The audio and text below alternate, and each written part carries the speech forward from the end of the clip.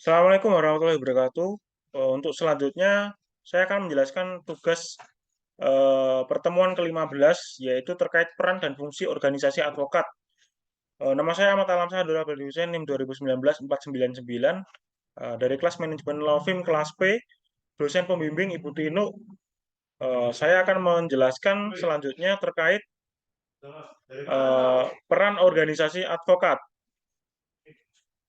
Peran organisasi advokat sendiri antara lain pada saat dunia sudah terintegrasi karena kemajuan ilmu pengetahuan dan teknologi, maka organisasi advokat sebesar Peradi harus bisa berperan setidaknya dalam tiga hal pokok, yaitu yang pertama sebagai agen pembaharuan hukum yang dapat mengakomodir semua kepentingan yang bersifat global tanpa menghilangkan kepentingan lokal.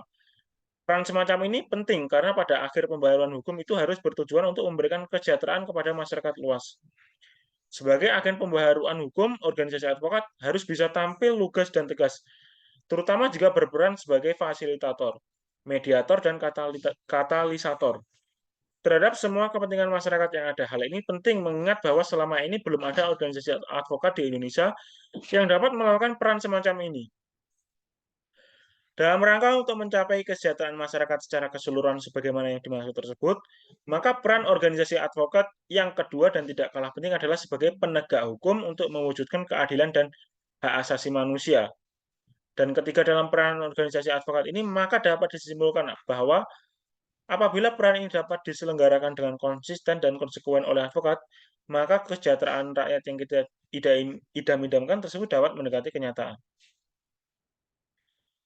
Berkaitan dengan hal itu, maka ada beberapa tugas penting dan mendesak yang dilakukan oleh organisasi advokat, khususnya Pradi, antara lain sebagai berikut peran-perannya.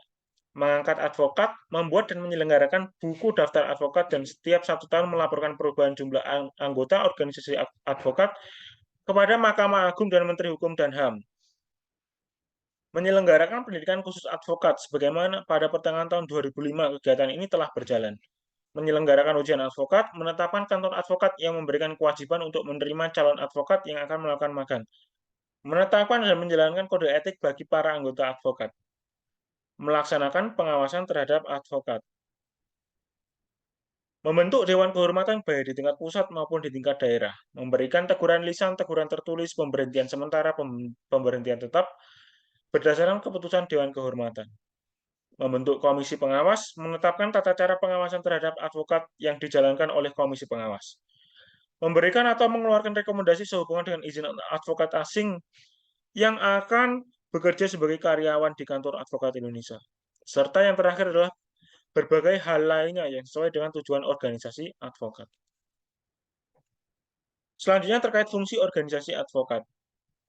Yang pertama adalah menyelenggarakan ujian advokat, menyelenggarakan pendidikan profesi khusus advokat, mengangkat advokat yang telah lulus ujian advokat, menyusun kode etik advokat, melakukan pengawasan terhadap advokat, memeriksa dan mengadili pelanggaran kode etik profesi advokat, menentukan jenis sanksi dan tingkat pelanggaran advokat yang dapat dikenakan sanksi. Sekian dan terima kasih presentasi dari saya. Saya Ahmad Alamsyah Abdullah Abdul Hussein, 2019-499. Wassalamualaikum warahmatullahi wabarakatuh.